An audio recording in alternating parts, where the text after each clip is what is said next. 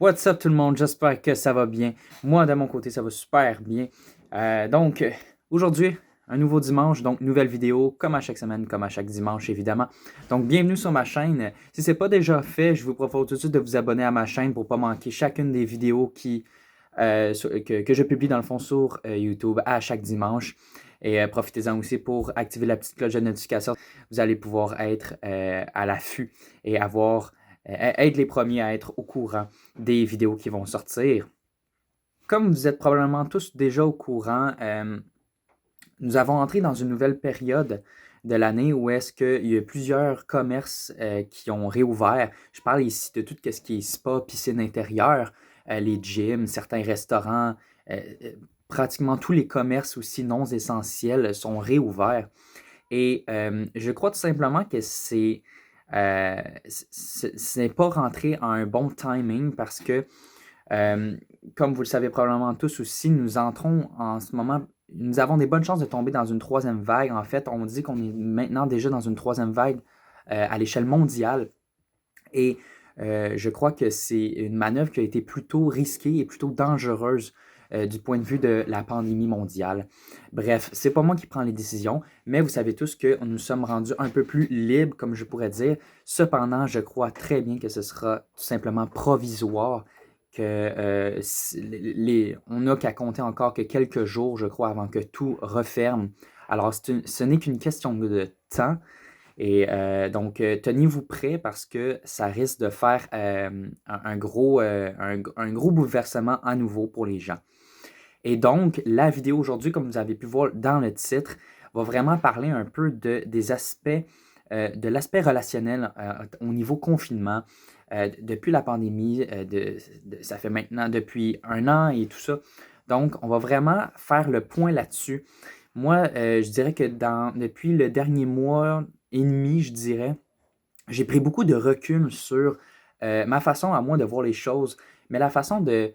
euh, j'ai pris du recul sur la façon que les choses se déroulaient euh, au niveau mondial. Je veux dire, moi, je suis au Québec, donc c'est sûr que je vais penser plus au niveau provincial, mais ce qui se passe ici, généralement, se passe aussi partout à travers le monde et on vit tous la même situation, on est tous dans le même bateau. Et puis d'ailleurs, ben, on est Pâques aujourd'hui, hein, dimanche 4 avril, on est Pâques. Alors, je vous souhaite à tous une joyeuse Pâques. Je ne sais pas pour vous ce que vous faites cette année, je ne sais pas comment vous arrangez les choses, si vous faites des brunchs, si, dites-moi en commentaire savoir comment vous entreprenez les choses cette année, étant donné la situation. Donc, évidemment, il y en a des personnes qui vont continuer à faire certaines chasses au trésor, comme ils disent. On a une belle journée en plus ensoleillée, très beau temps. Alors, n'hésitez pas à me faire savoir dans les commentaires comment vous entreprenez vos choses. Moi, de mon côté, je fais rien du tout. Je n'ai pas de jeunes enfants chez moi non plus. Donc, c'est certain que c'est une chose qu'on célèbre un peu moins. Et en plus, je suis sur diète, donc je ne mange pas de chocolat. Alors, pour commencer, moi et ma mère, ça a été une relation assez compliquée depuis, euh, depuis toujours, en effet, là. Euh, une fois que j'ai grandi, que j'ai pris de la maturité, j'ai commencé à prendre plus de recul sur la situation, sur comment j'entreprenais ma relation avec elle, qui n'était pas toujours facile. Donc, vous devez savoir que juste un peu avant la deuxième vague de la COVID-19, si on recule dans le temps à peu près vers le mois de septembre 2020, euh, on n'était pas encore dans la deuxième vague, on approchait la deuxième vague par contre avec étant donné les nouvelles rentrées scolaires et tout ça.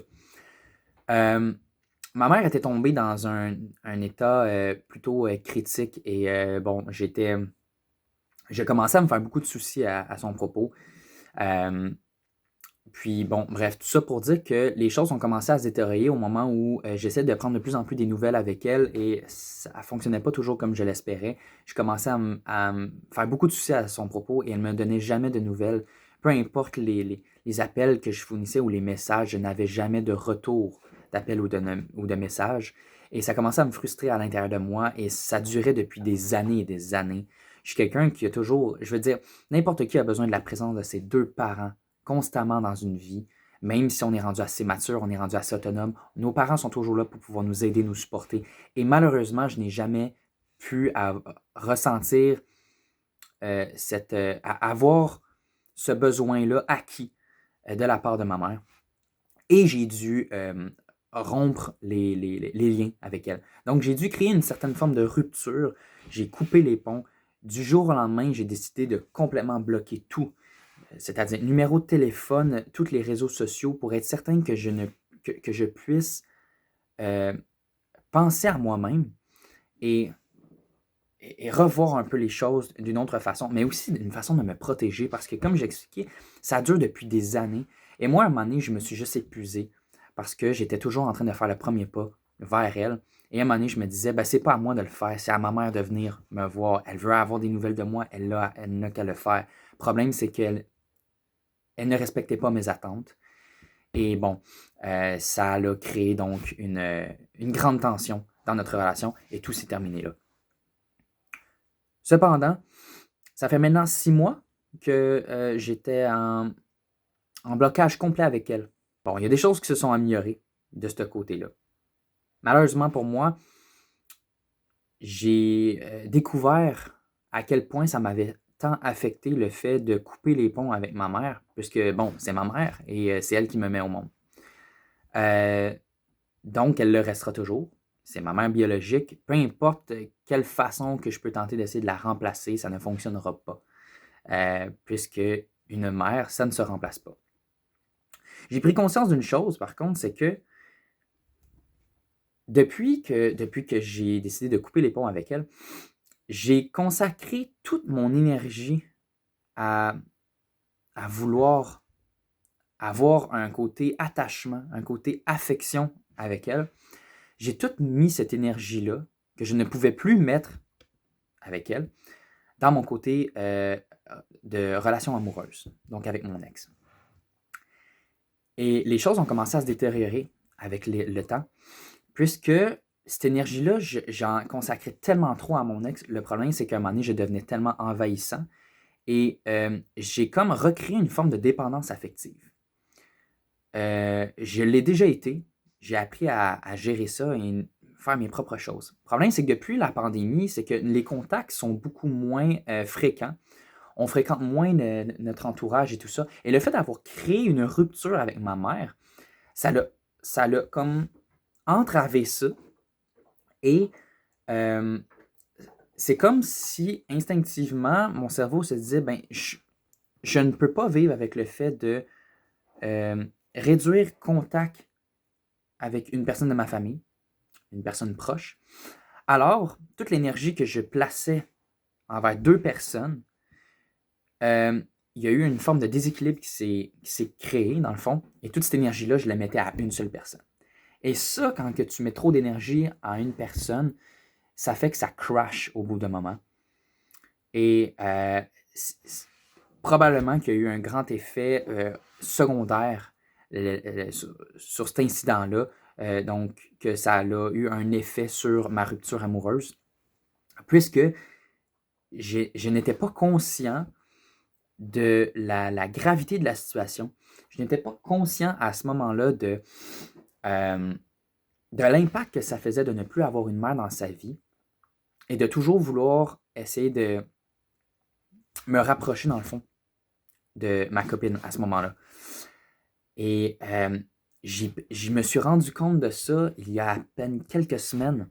Et c'est pour ça que je vous partage aujourd'hui dans cette vidéo l'importance de conserver ses relations. Parce que, principalement en temps de COVID, parce que les tensions sont énormément multipliées.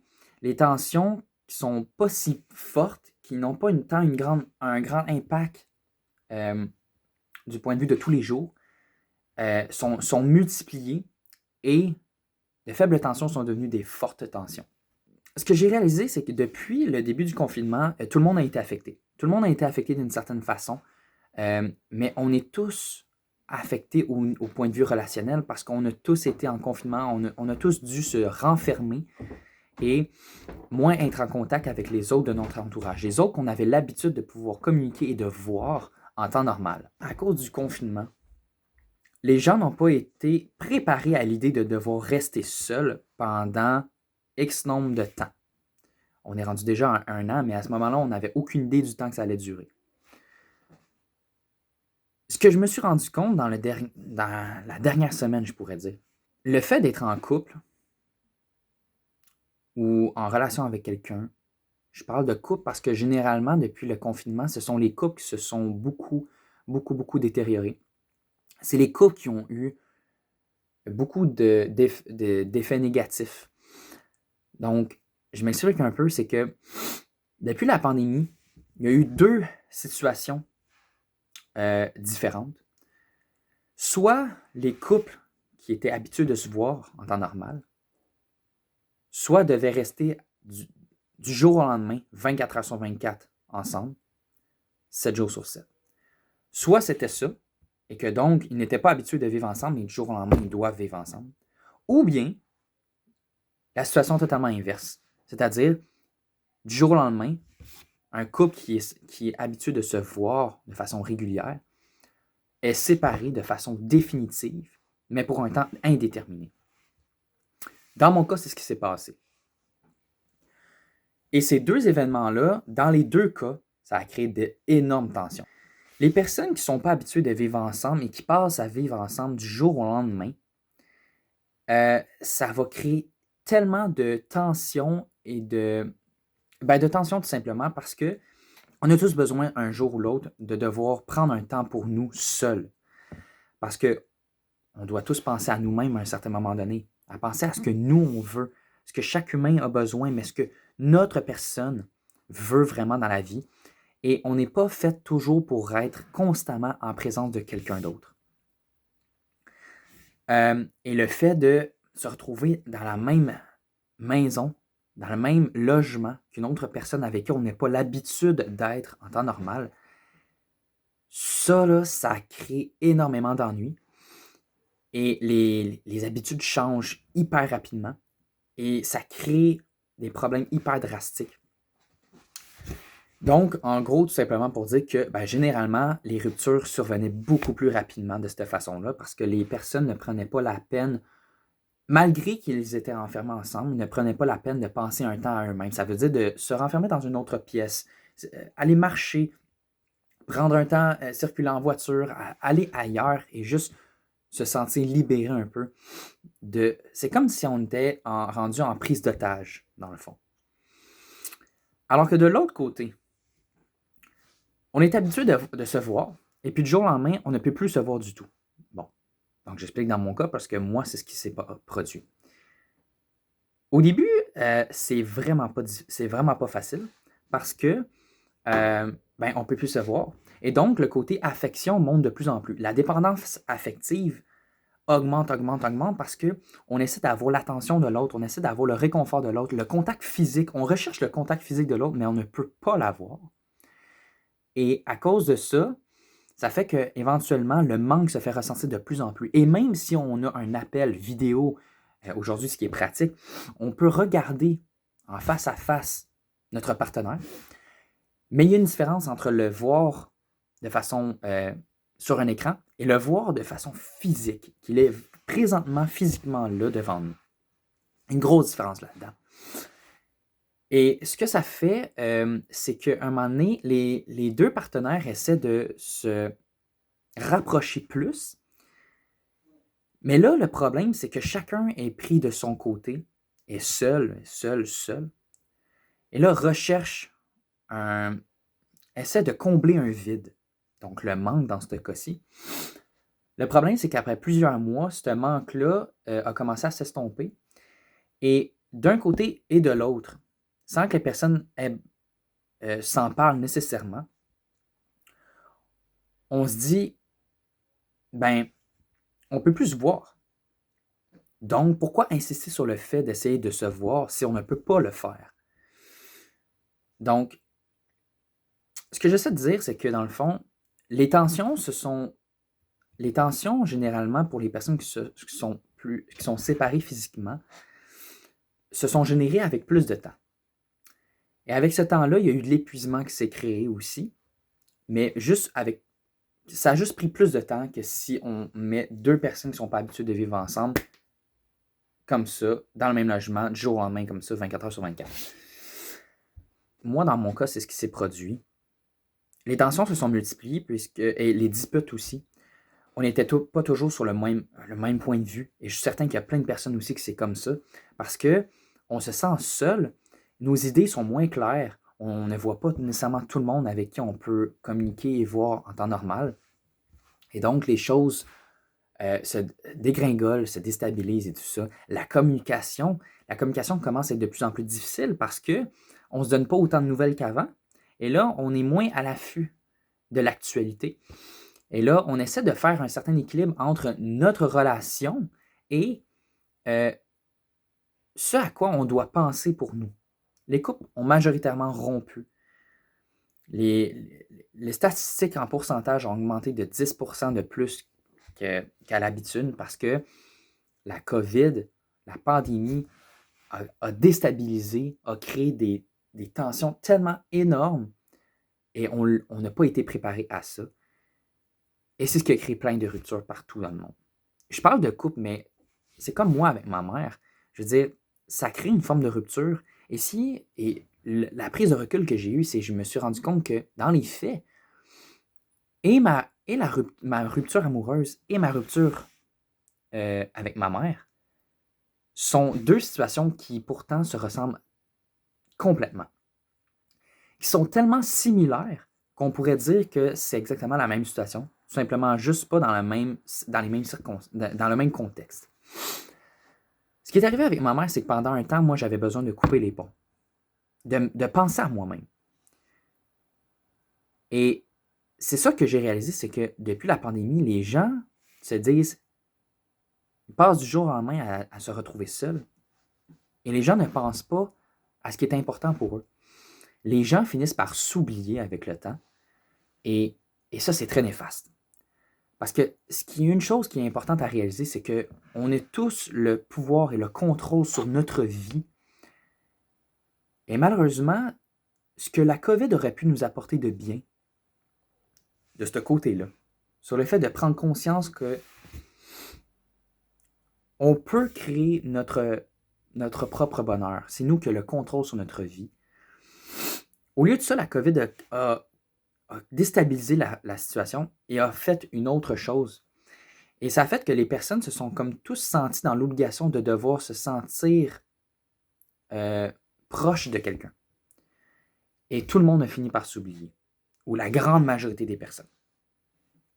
Et c'est comme ça que je dis que tout le monde s'est senti affecté par la pandémie parce que les personnes ont commencé à s'oublier, à oublier qui ils étaient et qu'est-ce qui était bien pour eux, qu'est-ce qui était moins bien. Et dans le fond, à cause de ça, bon, il a commencé à avoir des dépressions, des suicides, il y a eu toutes sortes de choses. L'état psychologique des personnes sur une échelle mondiale, ça a été catastrophique. On aurait pu voir les choses autrement. Et c'est pour ça que je vous en parle aujourd'hui dans la vidéo, parce qu'il n'est jamais trop tard pour changer sa façon de voir les choses. Durant le dernier mois, j'ai pris énormément de recul face à la situation. J'ai pris du temps pour moi. J'ai pris le temps de me rendre compte, de réfléchir à tout ce qui était bien, tout ce qui était moins bien, toutes les choses que je ne faisais pas à l'habitude, d'essayer de vraiment penser à moi-même, à ce que je voulais le plus dans ma vie, et mon futur et mon présent, et toutes les choses que je voulais éviter de penser ensuite. Bon, je me suis rendu compte que exactement comme la plupart des personnes, je n'ai pas pris soin de moi. J'aurais dû le faire, mais c'est pas grave, parce qu'aujourd'hui, je le fais différemment. Depuis un mois, j'ai pris le contrôle sur ma vie. J'ai compris ce qu'il fallait que je change pour éviter de me sentir perdu, pour éviter de me sentir déprimé. Donc, sortir de chez moi, trouver toutes mes occupations personnelles que je ne faisais pas à l'habitude. Évidemment, faire mes études parce que de mon côté, je suis étudiant encore. Et tout faire des choses qu'on ne peut pas nécessairement faire en temps normal parce que notre agenda est plus rempli, on a moins de disponibilité et tout ça. Le fait d'être enfermé a amené un seul gros avantage, c'est le fait qu'on avait plus de temps à penser à soi-même. Mais les personnes ont négligé ça. Et malheureusement, c'est une mauvaise façon de penser parce que voilà où est-ce que nous en sommes rendus aujourd'hui. Et là, ça crée... Tout le monde se plaint sur bien des choses parce qu'on n'agit pas d'une telle manière ou on agit de certaines façons. Malheureusement, tout le monde essaie de faire de son mieux dans la situation et on n'a pas... Il n'y a personne de parfait. On n'est pas parfait et on n'a pas été préparé avant sur une situation comme celle-ci. Vous êtes tombé à dos du cheval. Vous devez reprendre le contrôle sur vous-même, recibler vos objectifs, vous minder, garder votre motivation, remonter à selle sur votre cheval et courir tout droit vers votre objectif. Ce qui est le plus prioritaire, ce qui est le plus important pour vous, vous devez le faire maintenant si ce n'est pas déjà fait. Ce que j'essaie de dire, c'est qu'il y a toujours un revirement de situation. Il y a toujours quelque chose qu'on peut faire de différent pour améliorer quelque chose. Et parce que l'humain est fait comme ça. On apprend tous de nos erreurs pour pouvoir essayer de changer la situation, de corriger, remédier à une telle situation et s'assurer que le problème ne devienne plus un problème. Le problème devienne, dans le fond, une forme d'apprentissage, ce qui nous permettra donc d'évoluer et de faire différent des prochaines fois. Moi, il y a 6 mois, j'ai coupé contact avec ma mère. Je me suis dit, j'ai besoin de temps à moi-même. Et c'est une bonne chose que j'ai fait ça. Parce qu'aujourd'hui, je me regarde dans le miroir, je vous parle à vous tous aujourd'hui, et je vous partage cette histoire-là pour vous dire que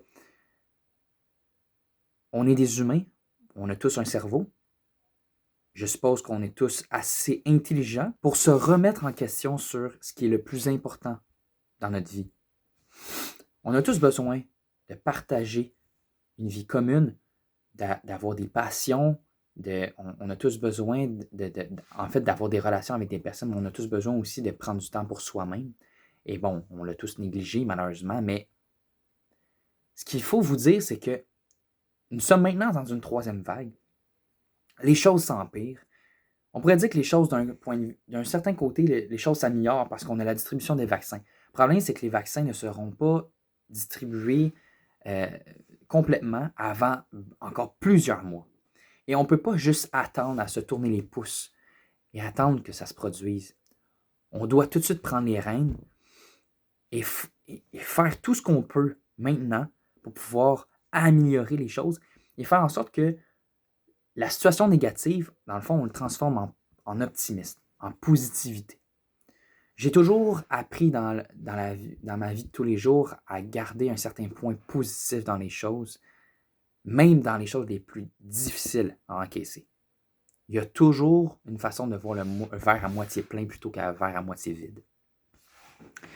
Et c'est très important parce que c'est comme ça qu'on avance.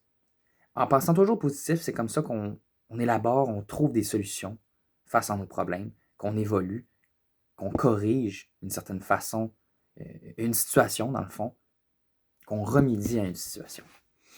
Et aujourd'hui, après 6 mois, j'ai décidé de redonner une chance à ma mère. Bon, first, parce que c'est ma mère, mais deuxièmement aussi parce que ce que j'ai pris en compte, c'est le fait qu'on a tous le droit à une autre chance. On a tous le droit à une chance de pouvoir se rattraper parce qu'on n'est pas parfait. Et des erreurs, on va en faire des milliers et des milliers d'autres dans une vie. Et on ne doit pas juste apprendre à juger les personnes parmi leurs pires erreurs. Parce que les erreurs, c'est ce qui nous définissent. C'est grâce à des erreurs normales qu'on apprend à devenir meilleur à chaque fois. Non, ma mère n'est pas parfaite parce qu'on ne l'est tous pas. Et oui, j'aurais aimé avoir une mère différente. Malheureusement, je ne peux pas, on ne décide pas ses parents. Je n'ai pas pu décider ça.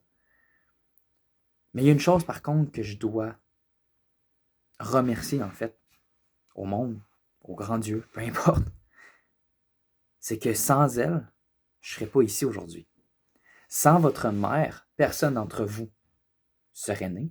Personne d'entre vous serait la personne dont vous êtes aujourd'hui. Visualisez-vous aujourd'hui dans le miroir. Regardez quelle personne vous êtes aujourd'hui. Dites-vous tout ce que vous avez pu acheminer pour être ce que vous êtes aujourd'hui. Et dites-vous toutes les choses que vous auriez pu améliorer. réfléchissez à tout ça. Faites-vous une liste s'il faut. Une liste sur des choses que vous pouvez améliorer en ce moment, parce que vous le pouvez et vous êtes le maître de vos propres décisions. C'est vous qui décidez quand vous voulez agir d'une certaine façon, parce que quand on a la volonté d'agir, on peut y arriver, dans le fond. Et aujourd'hui, j'ai décidé de laisser une chance à ma mère de pouvoir se rattraper parce que je sais qu'elle essaie de faire les efforts. Je sais qu'elle se bat à chaque jour pour essayer de comprendre pourquoi il a agi de telle façon. Et je sais qu'elle fait tout en son pouvoir pour pouvoir tenter de me récupérer parce qu'elle tient à moi. Et j'ai fait ce parallèle-là pour vous montrer que, parce que les relations sont tellement aggravées, mais de façon temporaire. Et les choses peuvent toujours changer. Tout le monde a eu un grand point de réflexion sur ce qui se passe dans le monde. On doit tous se sentir concernés, on doit tous se sentir dans le même bateau. On vit tous la même chose. Donc, on ne peut pas juger tout le monde parmi leurs pires erreurs parce que on n'était pas préparé à la situation. Et donc, à cause de ça, nos agissements ont été affectés. Et oui, c'est des choses qui arrivent. Mais aujourd'hui, on peut trouver toutes d'autres façons de pouvoir remédier à la situation. Et ce que j'essaie de vous dire, dans le fond, le vrai message de toute cette vidéo-là, c'est que les ruptures qui se sont créées vont finir par devenir... ont toutes été des apprentissages. Mais ces ruptures-là, vous ne devez pas les prendre au négatif. Parce que les tensions que vous avez pu avoir vont finir par se reconstruire. Et grâce aux erreurs que vous avez faites, grâce aux apprentissages que vous avez faits, vous allez tous finir par pouvoir recréer ce lien avec les personnes que vous aimez, les personnes qui ont été chères pour vous, les personnes que vous avez perdues. C'est le temps maintenant pour vous de pouvoir reprendre votre vie en main et de démontrer que vous avez appris des erreurs que vous avez faites et que vous faites tout en votre pouvoir aujourd'hui pour pouvoir montrer que vous êtes un humain, mais qu'on fait tous des erreurs dans une vie. Et c'est seulement grâce à des erreurs qu'on apprend à évoluer, tant seul qu'en relation avec une autre personne. Parce qu'on partage des idées, on partage des points en commun. Oui, le confinement a affecté les relations, mais oui, le confinement peut améliorer ces relations-là. Et tout simplement, il faut juste s'en rendre compte.